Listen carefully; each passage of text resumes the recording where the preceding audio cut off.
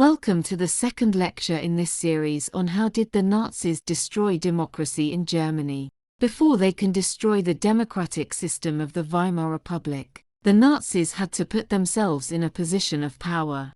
They therefore decided to use Germany's democratic system to gain votes from the German people and place themselves as the largest party in the Reichstag. In this lecture we will examine the ways in which the Nazi Party gained widespread support in Germany during the Great Depression of 1930 to 1933, which resulted in Hitler's appointment as Chancellor in January 1933. This lecture will be split into 4 parts.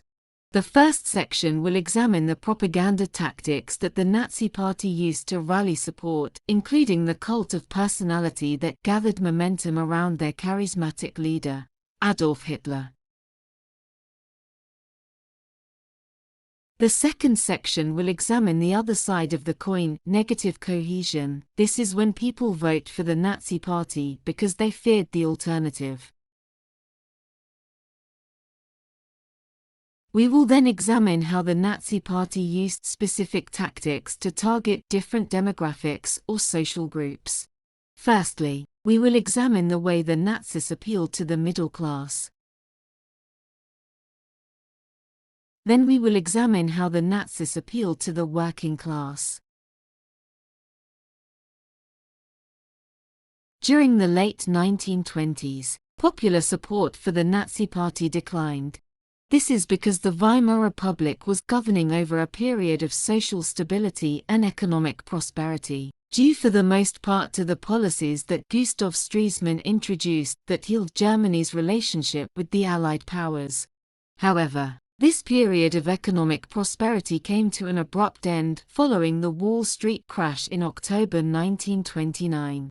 The country fell into an economic depression resulting in mass redundancies, poverty and social unrest.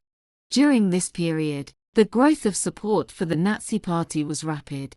They went from being the 9th largest party in the Reichstag in 1928, just before Wall Street, to being the largest party in 1933.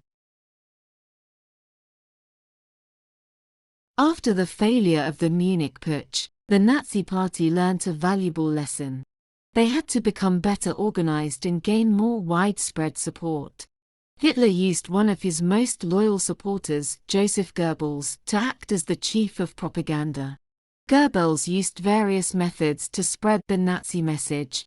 For example, the Nazis had their own publishing house that printed newspapers, pamphlets, posters and leaflets in 1930. The printed word remained the main method to communicate a political message.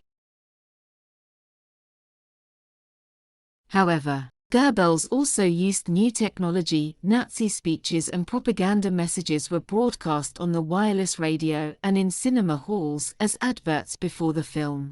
This not only meant that the Nazis could reach a large audience, but it also showed the public that they were a new, innovative and exciting party, who could return Germany to prosperity. They also set up offices all across Germany to recruit followers, who would then join the Brownshirts. These Brownshirts would act as the Nazi Party's paramilitary group. They acted as security to Nazi meetings and rallies, but also engaged in street fights with political rivals such as the Communists. By 1931, there were 100,000 young men in the Brownshirts, and this increased to 400,000 by 1932. This sudden leap of 300,000 men shows the way in which the Great Depression provided the perfect environment to recruit desperate young men into the Nazi Party. The Nazi Party were not the only far-right organization to set up paramilitary groups or use the media to appeal to the public. What set the Nazi Party apart from their competitors was the cult of personality that gathered around Adolf Hitler. He was an incredible orator who could deliver a speech capable of captivating a large audience and persuading him toward the Nazi ideology. Many who heard his speeches spoke of the hypnotic qualities of his voice. His vocal cords were damaged in a mustard gas attack during World War I, which changed the pitch and tone of his voice. This, alongside the sheer passion that he put into his speeches, was able to move a crowd of people into believing that Germany required a radical solution to its problems. The Nazi Party knew that Hitler's charisma as a public speaker was their best weapon. Therefore, they hosted huge rallies across Germany, in large stadiums. This meant the Nazi Party could tap into the euphoria of the crowd to gather strength and momentum. There is something very powerful about thousands of people, together, listening to and saluting a single speaker. Even those who arrived at the rallies out of curiosity often came out converted to the Nazi message and convinced that Hitler would save them from the perils of the Great Depression. However, there is a darker side to the Nazi Party tactics. This can best be described as negative cohesion. This is when people supported the Nazi Party not because they shared the Nazi beliefs and values, but because they feared the alternative. These fears were largely directed toward the Communist Party and the Jews. If someone perceived the threat from the Communist Party or the Jews to be greater than the threat posed by the Nazis, they were more likely to side with the Nazis as their best chance of avoiding their supposed enemy from gaining power. In his speeches, Hitler was very good at tapping into people's fears. This speech from February 1933 shows this perfectly well.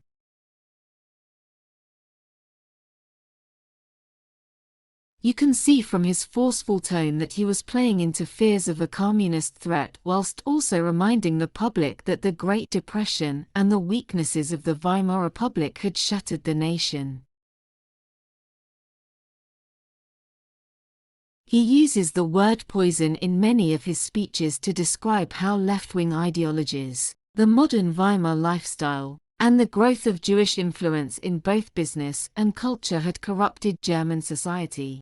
In this sense, he is saying that if the German people want to preserve their traditional values and way of life, they need to vote for the party that has vowed to protect them, the Nazi Party. The timing of this speech is very important. In February 1933, Hitler is Chancellor of Germany, but this was a precarious position, since there had been 3 chancellors over the previous 3 years. The second largest party in the Reichstag by this stage was the Communist Party, and there was another election due in March. In the same month as this speech was made, the Reichstag was set on fire. The Nazis were able to conveniently place blame upon a member of the Communist Party. Let's now examine how Hitler was able to appeal to specific demographics or social groups. As a right-wing nationalist party, it was important to appeal to those who would naturally vote conservative. This was middle class and farmers. In terms of the urban middle class, we are mainly talking about the professional class, such as doctors, lawyers, small business owners, and factory managers. Many had seen a drop in wages during the Great Depression due to the raise in taxes by the Weimar government. Many small business owners had also seen a significant decline in trade, and many had been forced to close. In 1920, the middle class had been largely in support of Weimar, but since the Great Depression, they had lost faith in their ability to govern the country. The middle class, alongside the upper class and big business owners, were also the ones who feared the Communists the most. If the Communists were able to take power, shopkeepers would lose their businesses, doctors and lawyers would have to close their private practices. By the early 1930s, the middle class in Russia were facing significant persecution under the Soviet regime. Many were sent to gulags, which was the Soviet equivalent to concentration camps. Therefore, it was more than just their livelihood that the middle class feared, it was also their lives. The Nazi Party, in contrast, promised to protect them from the perils of communism and to tear up the Treaty of Versailles so that money was no longer being sent to the Allied powers and instead could be invested into German industry. A significant portion of German people still lived in rural areas and were agricultural workers or farmers. They traditionally held conservative beliefs and looked on with horror at the advances of modernity in cities like Berlin. They often associated the cultural changes with Jewish influence, and so many were also anti-Semitic. They had been hit hard by the Great Depression since the demand for food staples, like grain, meat and vegetables, had declined. This is simply because ordinary people could not afford to buy as much food. This meant that they had to lower prices in order to make a living. The Nazis promised to fix grain prices. This meant they would be guaranteed a certain price for the grain they sold, which would bring back financial security.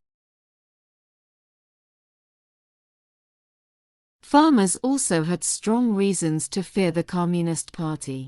In the Soviet Union, the leader Joseph Stalin had implemented a policy of collectivization. This was where all farms were collected together under state control. The farmers then had to meet incredibly high quota demands for the amount of grain they produced. The grain was then taken to feed the workers in the urban areas. It had resulted in mass starvation in rural Russia as the farmers were not left with enough food for themselves. The farmers in Germany feared the same could happen to them since the Communist Party's power base was the trade unions based in the cities. So if they gained power, they would prioritize the needs of urban workers over the farmers. Let's now look at how Hitler was able to appeal to the working class. This was the demographic who were most attracted to the Communist Party, since they promised a higher wage and better standard of living for urban workers. However, the Nazi Party had originated as a working party, and due to these socialist roots, it was able to attract the working class. The Nazi Party used the simple caption of work and bread to appeal to workers. They promised to significantly reduce unemployment by introducing a building program that would also improve Germany's infrastructure. They would achieve this by tearing up the Treaty of Versailles and so to escape the debt trap of the reparations bill. They also attracted many young working-class men through recruitment into the brown shirts. Hitler and many of the leading Nazis were former soldiers, so acted as heroes that young patriotic men could admire. The Nazis put on military parades where the brown shirts would march in uniform. This gave a sense of order, discipline, and pride that appealed to many young men. In contrast, the Communist Party appeared chaotic and radical, so very different to anything Germany had ever experienced. One way of making the Nazi Party appeal to families was the establishment of the Hitler Youth. This was established along a similar style to Scouts, where the young boys would go on camping trips, learn orienteering and survival skills, and participate in Nazi parades wearing uniforms. This gave opportunities to the youth to leave the cities and experience the countryside. However, there was also a militaristic aspect. Young boys were given rifle training and physical competition was encouraged. This aspect of the Hitler Youth would later dominate as the Nazis prepared for World War II. But in the early 1930s, the Hitler Youth was another example of publicity, as on the outside it looked like they were appealing to traditional wholesome family values. Finally, this poster encapsulates how Hitler was able to appeal to a wide demographic. The heading states, "Our last hope, Hitler." This feeds into the desperation people felt during the Great Depression. If you look carefully, each of the people in the crowd shows a different demographic. There is a worker, a businessman, a mother and child, and an elderly lady. Ultimately, this poster shows how the Depression has had a universal impact on the German people. It is a brilliant example of the effective propaganda methods used by the Nazi Party, while also showing all the different groups that they targeted in order to gain votes. Let's return to the overarching question of how did the Nazi Party destroy democracy in Germany? We can now see how the Nazi Party were able to gain votes from different social groups using a variety of tactics. They used a range of propaganda tactics such as newspapers, posters and radio broadcasts, but also through the charismatic leadership of Hitler and his hair-raising speeches. However, the Nazis also knew how to play on people's fears. They did this through spinning conspiracy theories, especially around the Communist Party and the Jews. They also used different tactics to attract different types of voters. For example, they used negative cohesion with the middle class and farmers because they had the most to lose under a communist regime, whilst the workers had the most to gain from a communist regime. So instead, they used military parades and the promise of future employment to gain their votes. Thank you for watching.